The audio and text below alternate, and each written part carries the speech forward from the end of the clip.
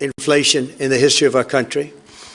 We had inflation, the likes of which we've really never seen. They say 48 years, and I'll accept that, but I really don't. We had the worst inflation in the history of our country, and we had a expression that I used a lot, drill, baby, drill, and as you know, we brought fuel way down, the prices way down, and we don't do wind because wind is a disaster. It's a very expensive joke, frankly, and we got our energy prices way down.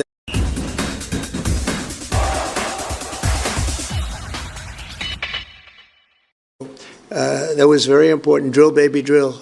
And you have a great asset here, and we spoke about it. It's called the North Sea.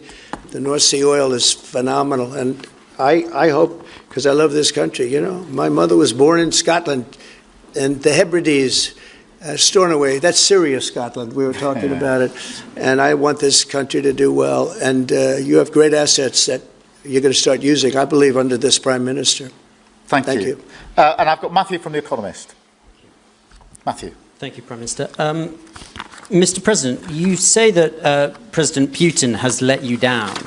Have negotiations run out of road, and what are your next steps to compel an end to this war? Well, he has let me down. I mean, he's killing many people, and he's losing more people than he's killing. I mean, frankly, the Russian soldiers are being killed at a higher rate than the Ukrainian soldiers. But, yeah, he said, let me down. I don't like to see. It's death. You know, it doesn't affect the United States. We have, other than unless you end up in a world war over this thing, you could. This was a thing that would have never happened had I been president. If I were president, it would have never happened. And it didn't happen for 4 years. Most people agree it didn't happen, nor was it close to happening. And I spoke to President Putin about Ukraine. It was the apple of his eye. I've said that many times. It was. But he would have never done what he did, except that he didn't respect the leadership of the United States. They just went through the Afghanistan total disaster for no reason whatsoever.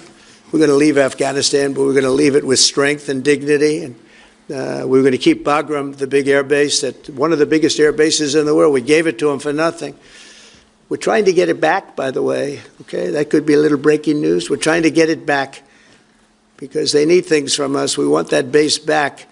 But one of the reasons we want the base is, as you know, it's an hour away from where China makes its nuclear weapons. So a lot of things are happening, but I am very disappointed in the fact that that one's not settled. To think that we settled Azerbaijan and Albania as an example, it was going on for years. It was never going to be settled. If you remember, the Prime Minister and the presidents, they were there for many years. They said, when they were in my office, we settled. And they started off at both sides of the Oval Office, so far away. I didn't know you could be so far away. And as we were together for an hour, they kept getting closer, closer. And by the time we finished, we all hugged each other.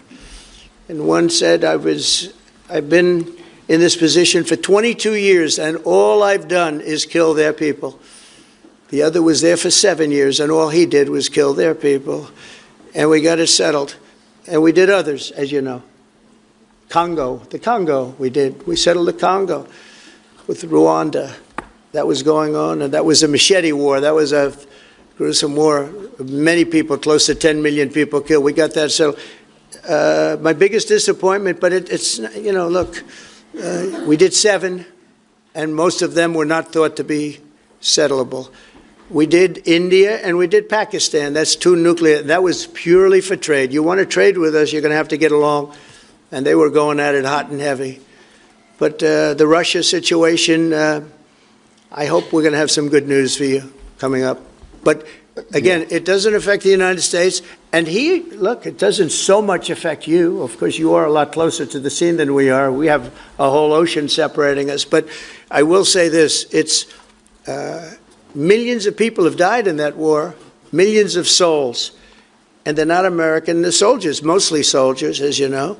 The soldiers are being killed at levels that nobody's seen since the Second World War. But they're being killed, and I feel I have an obligation to get it settled for that reason. Thank you. And just